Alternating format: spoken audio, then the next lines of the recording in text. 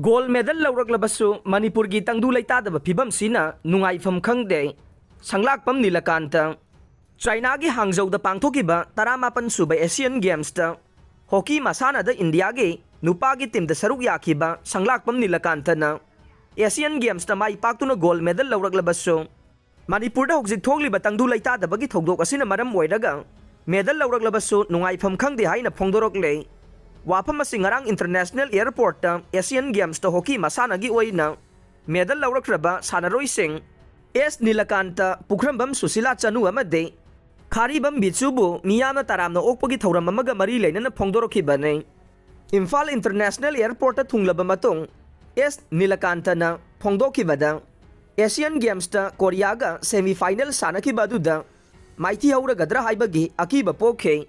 Adubu Europe ki tongan balaibak singa thengna badade makoida ka hena pressure laikhide iramda mai chaktuna leiringai chairakta India gi mahut sillaga Asian Games da saruk yaduna gold medal laurakpada thamoida chauthokchaba amadi fawwe adubu lamdam asida hokjik oideba phiba masina maram oiraga mamangda Olympics game da saruk yaruraga laibak asigi mingsat purakpada fawkhiba nungaiba dugum Fawba ngamdre Asian Games manungda leiringai matamda lamdam asida oiriba tangdu leitadabagi phiba masina Wakal leitana leibang ngamde haina phongdokhe amaromda ngasi miyamna taramna okrabe nupi hockey gida bronze medal laurakrabi Pukrambam Susila na hai makoina Bangalore da Asian Games ke kem tawduna leiringai da Manipur da thoki beirang amade nungaitaba thogdok kaya aduda hagthengnana mateng pangba ngamkhidaba du yamna nungaite adubu hanba leitaba thauna amaga loinana ima leibaki mingsat puraknaba honakhibane Asian Games da gold medal launaba kanna honakhe Adubu laibak thibadage gold medal laubadi ngamkhide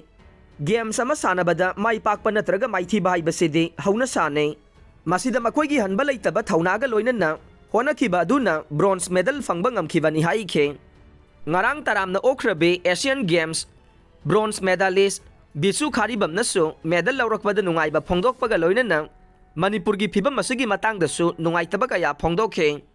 Amaromda China ge Hangzhou da pangthokiba 18 suba Asian Games 2023 da hockey masana da India gi nupi team da saruk yaduna bronze medal laurakrabe Pukrambam Susila bo Thangmaiban Youth Center na taramna okpagi thoram amasu pangthokhe